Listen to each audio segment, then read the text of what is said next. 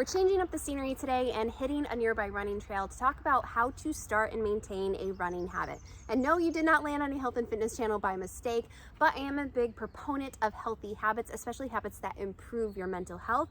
And running has really done that for me, and I used to hate running. Hi, I'm Kalyn. Welcome back to my channel. I talk about productivity, planning, and personal growth, and obviously running for mental health.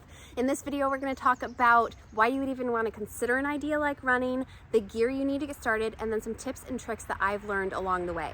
I am by no means an expert runner or even a long distance runner. I have just seen the positive impacts that running has had on my mental health, and so I'm hoping that what I share here may jumpstart your own journey.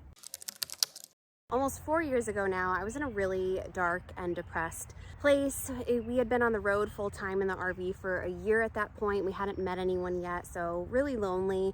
And then it was also September, which September is really weird for me. It's like every year like clockwork. I don't know if it's the days getting shorter, it's just a struggle. And so it was that time of year, and then I was thousands of miles away from my regular doctor. So I didn't feel like I could do much of anything. When I saw the book Running is My Therapy, I thought, well, maybe I'll give this a shot. I started reading it. The author struggles with anxiety and depression himself, and he was also saying that research proves that running can be just as beneficial to you as antidepressants. And here I am, 4 years later. I'm still on medication, but I'm still running regularly because it's such a boost and works in conjunction with my medication. So I'm not saying this is like a solve all your problems kind of deal, but if you're curious about the benefits of running for mental health, I highly encourage you to get and read that book. But also if you're just wanting to start running for regular health too, I hope you stick around because you're gonna need some gear. Starting with the most important item that you can have, and this is a little dirty because it's wet outside, it's been raining the last 2 days, is obviously running shoes. I gave myself a few months to make sure that I was going to stick with running before I invested in running shoes because they are an investment, usually between $100 and $200 for a really good pair of shoes. But I do highly recommend that if running is going to become a regular part of your routine, running shoes are going to make you feel like you can fly. I did recently replace my running shoes. They were really bad. Please do not follow my example and wear them as long as I did. You're technically only supposed to wear running shoes between like 300 and 400 miles. Sometimes you can eke 500 miles out of it, but the cushion starts going and it's just really bad for your feet. If you're going to be running regularly, you want to make sure your feet are cushioned and supported. I highly recommend going to a running store. So a lot of running specific stores or even sports gear stores, they have someone there that is going to help fit you with the right running shoe for your foot.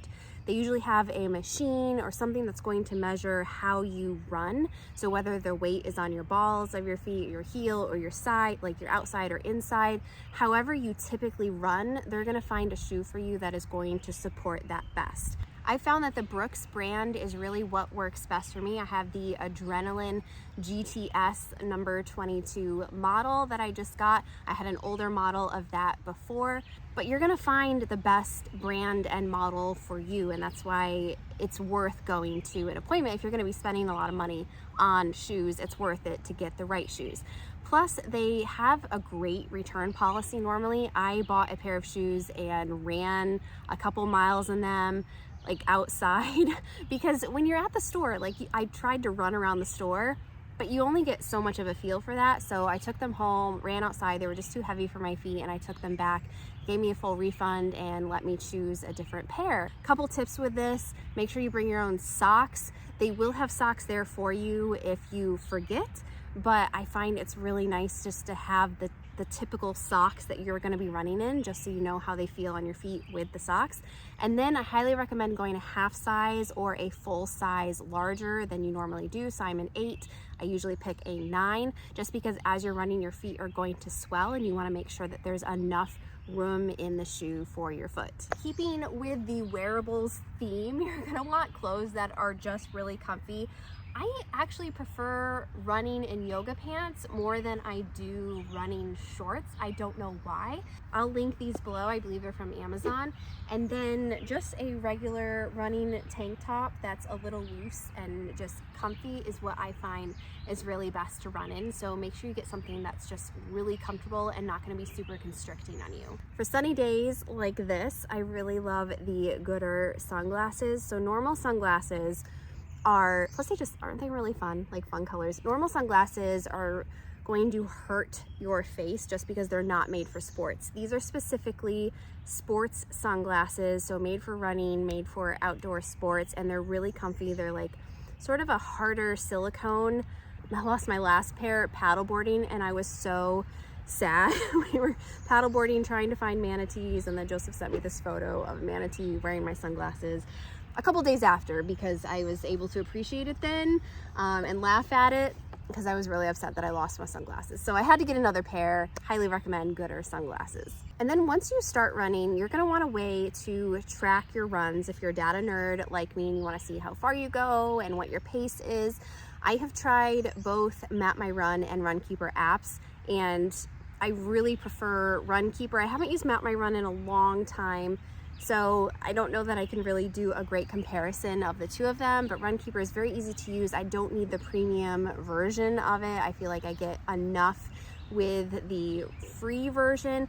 And one of the cool things that Runkeeper does have for free that Map My Run does not is a shoe tracker. So what you can do is when you buy that new pair of shoes, you can put it in like your model and what you have, and then every time you track a run, it's going to add that mileage to your shoe. So when you get to that 300 to 400 mile mark, you're gonna know, oh, like now is time to think about replacing my shoes. After each run, you can add a little emoji of how you felt about the run. So there's like 5 emojis. If you felt really bad, you can also say, why was it bad? Was it because the legs were cramping up, or you felt like you couldn't breathe, or maybe it was really windy and so it was weather related? So you can correlate what it is about your run that happened to maybe reflect on how far you run or the pace that you ran. If your yoga pants don't come with a pocket, which that is one of the reasons why I love this one, because it's really nice pocket for the tracking of your phone. And if you don't have an Apple Watch or something that tracks on your watch and you need to take your phone with you, I really love the Flipbelt. I got this off Amazon. It's really easy to insert your phone in it and take it out. It also holds keys and maybe a few other things you want to take on the run with you. And I just find this is just super helpful and handy to have. Then this last thing is optional, but really is a good thing to have on hand just for safety reasons, and that is a pepper spray that you can specifically use for running. Not to scare you away from running or scare you from running by yourself. Things can happen, and I did have a scary experience with a dog that bit my arm, chased me down, bit my arm, and would not let go. He did not break the skin, but I had bruises up all and down my arm. It was very tingly from where he got the nerves. I don't have any nerve damage, thankfully, but it was a very scary experience, and I had wished I had something like that on hand. So I do recommend investing in some sort of pepper spray specific for runners. Now moving on to tips and tricks that help you feel like you're not dying when you're running. The first is to know when your ideal run time is. For me, I cannot run after I've had a lot of meals, so definitely not at the end of the day.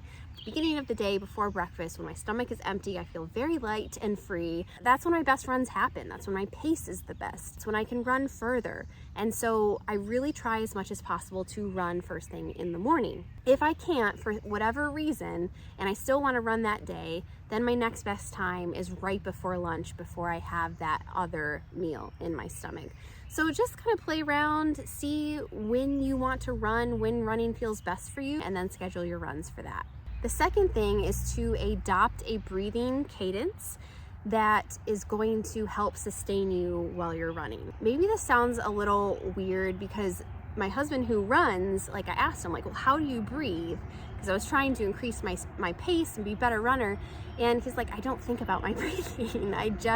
It's so natural for him to do it. It's not natural for me, and it's not natural for a lot of people. So what I do is I have this cadence where you could do like 1, 2, 3, 1, 2, 3, or if you have an extra breath, you could do 1, 2, 3, 4. And so as I'm running, I just kind of count 1, 2, 3, 1, 2, 3, like breathe in for 3, out for 3. And then every number that I'm speaking is when my feet hit the pavement.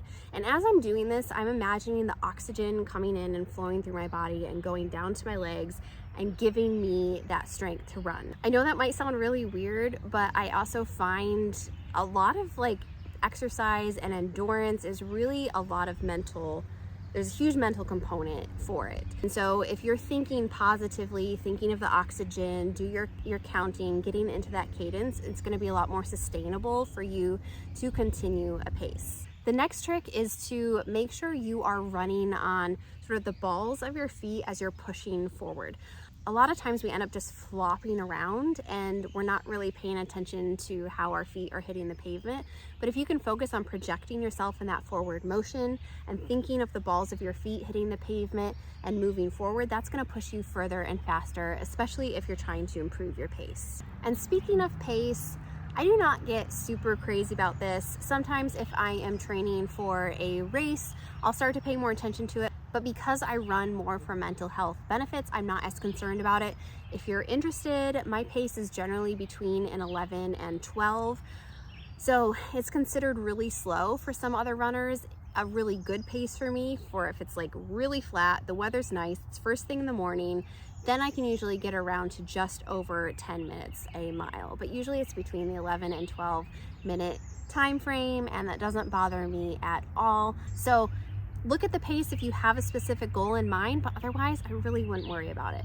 And that leads into my last type of always having some sort of running goal in mind. So whether it is a pace goal or whether it's a specific race like a 5K or a 10K, having a goal in mind is going to help you get out there and stay motivated. I try to run at least 1 to 2 races per year, because even though I'm running for primarily my mental health, there's still something about a race day coming up on the calendar that really inspires me to get out and run. I actually own an Etsy shop that sells printable planning inserts, and I have a running kit there that would be great to help you on your journey. I'll leave a link to that below. I've also created my own Couch to 5K training plan that's going to help you alternate running and walking until you get to running that straight 3.1 mile mark. And I know if you've not been running before, 3.1 miles can sound like really intimidating, but I promise that this training plan is going to help work you up to it, and 6 weeks is really the perfect time frame to set this goal. The most important thing about running is not how far you go or how small you can shrink your pace. It's just that it happens. Just get out there and try it, and you might find that you fall in love with running. And if you don't, maybe you'll fall in love with how running makes you feel, and that's really all the motivation you need to get out there and try it. So I hope I convince you to at least give it a shot. If you like this video, give it a thumbs up, click subscribe, and I'll see you in the next one.